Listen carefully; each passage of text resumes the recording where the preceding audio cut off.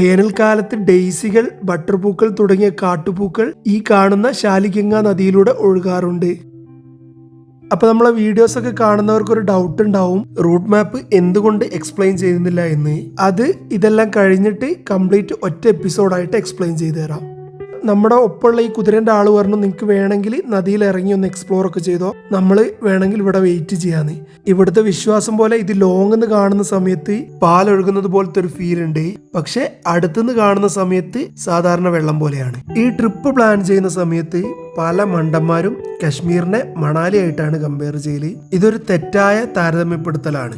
മണാലിയൊക്കെ നമുക്ക് 2 ദിവസം 3 ദിവസം കൊണ്ട് മാക്സിമം കണ്ടു തീർക്കാവുന്നതാണ്. എന്നാൽ കാശ്മീരിന്റെ കേസ് അങ്ങനെയല്ല. കാശ്മീർ കംപ്ലീറ്റ് കാണാൻ മിനിമം ഒരു 15 ഡേയ്സ് എങ്കിലും വേണം. ഐ റിപ്പീറ്റ്, കാശ്മീർ നിങ്ങൾ കണ്ടു കഴിഞ്ഞാൽ നിങ്ങൾക്ക് മണാലി നിങ്ങൾ എക്സൈറ്റ് ചെയ്യിക്കൂല. അതുകൊണ്ട് ആദ്യം മണാലി കണ്ടതിന് ശേഷം പിന്നീട് കാശ്മീർ കാണുന്നതായിരിക്കും ഏറ്റവും ബെസ്റ്റ് ഓപ്ഷൻ. അപ്പോൾ ഇതാണ് ഇതിന്റെ ഒരു എൻഡിങ് പോയിന്റ് എന്ന് പറയുന്നത്. ഇതിനുശേഷം നമ്മൾ എവിടെയാണോ പിക്ക് ചെയ്ത് അവിടെ ഇവർ നമ്മളെ കൊണ്ടുപോയി ഡ്രോപ്പ് ചെയ്യും. അപ്പൊ ഞാനിനി അധികം വെറുപ്പിക്കുന്നില്ല, ഈ എപ്പിസോഡ് ഇവിടെ വെച്ച് എൻഡ് ചെയ്യാണ്. Thanks for watching. Bye guys.